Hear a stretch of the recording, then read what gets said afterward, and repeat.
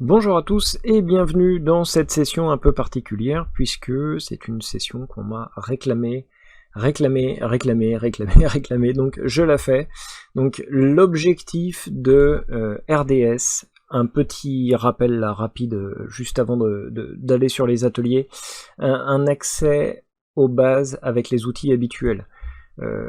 Contrairement à certains cloud providers où vous avez plutôt tendance à être un petit peu obligé d'utiliser leurs outils. Là, vous pouvez principalement garder les mêmes. Vous êtes sur les standards de l'industrie, vous êtes sur RDS, vous allez installer un MySQL. C'est un MySQL, c'est pas un SQL propriétaire ou quelque chose comme ça. Là, c'est vraiment du vrai, du natif. Vous faites du Postgre, du MariaDB, vous faites de l'Oracle, du MS SQL, voilà, vous allez garder vos outils, vous inquiétez pas, il n'y a pas réellement de limitation puisque vous obéissez avec les mêmes accès, vous utilisez les mêmes accès réseau, les mêmes protocoles, les mêmes façons d'accéder, donc après il y a des petites subtilités, je dis pas, mais en tout cas, voilà, vous pouvez accéder aux bases avec les outils habituels. La simplicité de migration vers, dans et depuis RDS. Voilà, il n'y a pas, une fois que vous y êtes, vous pouvez plus sortir, ou alors vous avez des limitations logicielles, voilà. Là, vous pouvez prendre vos exports, les copier, on va voir ça ensemble, on va le réaliser. Depuis votre site historique on-premise, et vous pouvez l'emmener dans le cloud. Dans le cloud, vous pouvez le dupliquer, le migrer de région, de continent, de pays.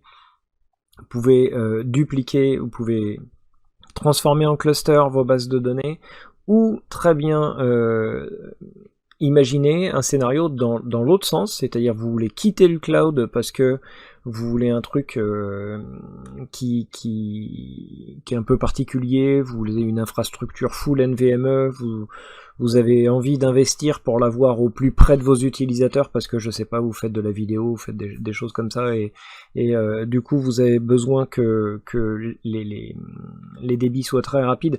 Moi je n'aurais d'autre choix que de vous conseiller de rester dans AWS et de vous diriger vers du NoSQL, du DynamoDB, voilà.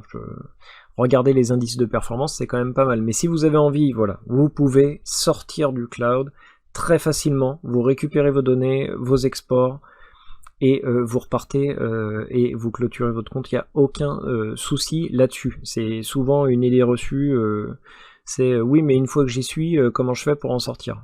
Avec RDS en tout cas, j'ai pas constaté de limitation logicielle quelle qu'elle soit, donc voilà. Ensuite, vous pouvez mettre à jour la configuration matérielle tout simplement. Vous avez des fenêtres de maintenance que vous planifiez vous-même. Vous pouvez très bien arrêter une instance, laisser la production sur une autre instance cluster de l'autre côté, et vous modifiez, vous rajoutez 2 cœurs, 8 cœurs, 16 cœurs, vous rajoutez 16, 32, 64 gigas de mémoire, vous pouvez en rajouter même beaucoup plus. Voilà. C'est libre à vous, vous rallumez, c'est transparent, l'instance se retrouve à profiter des ressources.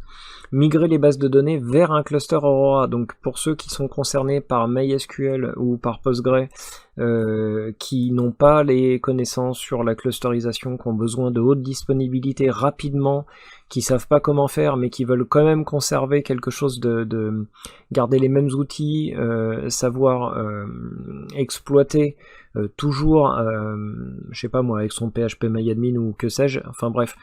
Voilà, vous pouvez migrer, faites un snapshot, faites un clic action, migrer, et vous migrez votre base de données monosite, mono-instance vers un cluster Aurora en quelques clics. Vous pouvez ajouter des réplicas de lecture, vous pouvez monter vraiment votre base, voilà. Bon, après, c'est quand même le boulot du DBA d'adapter la base de données en fonction des besoins, mais toujours est-il que voilà, vous avez la possibilité de monter un cluster très rapidement. Restaurer des tables plutôt qu'une instance de BDD complète, voilà, toujours pour faire un petit peu la comparaison, on reste dans un environnement normalisé tout simple où vous pouvez installer plusieurs bases sur une même instance et vous pouvez restaurer des bases uniquement, vous n'êtes pas obligé d'avoir un snapshot qui réécrase tout le contenu systématiquement. Voilà, c'est juste une petite info.